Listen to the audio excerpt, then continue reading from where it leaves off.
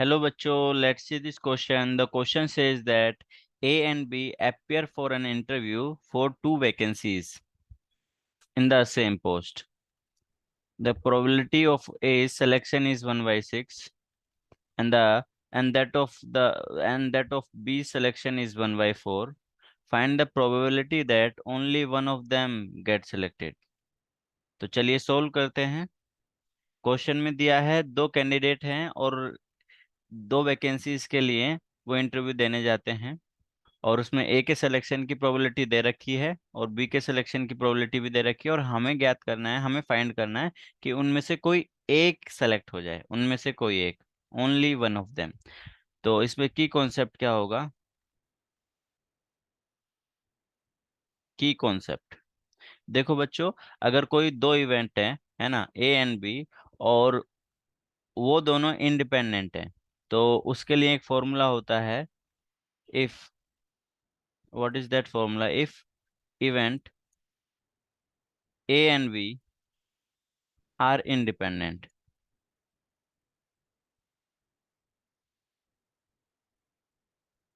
Then हम क्या कह सकते हैं?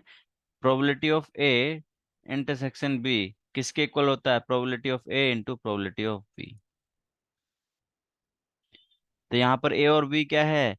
दो इवेंट है। वो दो इवेंट कौन कौन से हैं? ए को हम बोल दे देते हैं, हम ए को बोल देते हैं कि ए के selection, event A is selection of A, ठीक है। ए गेट सेलेक्टेड, और बी क्या है? इवेंट बी, उसमें बी गेट सेलेक्टेड। तो यहाँ पे प्रोबेबिलिटी क्या हो जाएगी? पी ऑफ ए क्या हो जाएगा? क्वेश्चन में गिवन है ऑलरेडी, 1/6। और पी का रिजेक्शन, अगर पी नहीं होता है तो वो क्या हो जाएगा? 1 - पी है। तो पी ए बार, वो क्या हो जाएगा?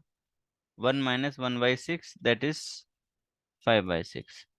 सिमिलरली प्रोबेबिलिटी ऑफ बी, ये क्या है? 1/4 है ना।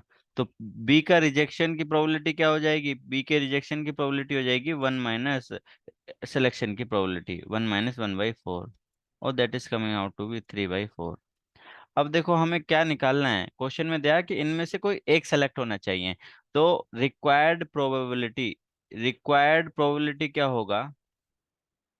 कि भाई कोई एक सेलेक्ट हो। तो दो केस बनेंगे कि ए सेलेक्ट हो जाए और बी क्या हो जाए? रिजेक्ट हो जाए। पहला केस तो ये होगा। और दूसरा केस क्या होगा? कि भाई बी सेलेक्ट हो जाए एंड ए रिजेक्ट हो जाए। तो पहली प्रोबेबिलिटी होगी ए सेलेक्ट हो जाए, इंटरसेक्शन बी रिजेक्ट हो जाए। एक केस ये हो गया। प्लस दूसरा केस ये होगा कि भाई ए रिजेक्ट हो जाए, ए बार, इंटरसेक्शन बी सेलेक्ट हो जाए। तो इन दो कंडीशंस में ही कोई एक सेलेक्ट हो सकता है। तो हमें क्या निकालना है?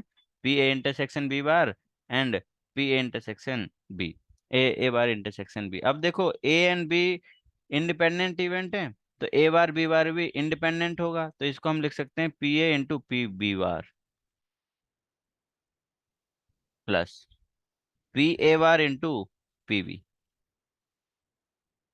तो ये वैल्यू हम ऑलरेडी निकाल चुके हैं। पी ए कितना है? 1/6, इंटू पी बी बार कितना है? 3/6, प्लस पी ए बार कितना है? 5/6, इंटू पी बी कितना है? 1/4। तो ये हो जाएगा 8/6, 8/24। और ये वैल्यू आ जाएगी। रिक्वायर्ड प्रोबेबिलिटी कितना हो जाएगा? रिक्वायर्ड प्रोबेबिलिटी, और रिक्वायर्ड प्रोबेबिलिटी मतलब only one of them get selected, तो हो जाएगा 1/3। ये हमें निकालना था। I hope you all understand it. I all the best. Thank you.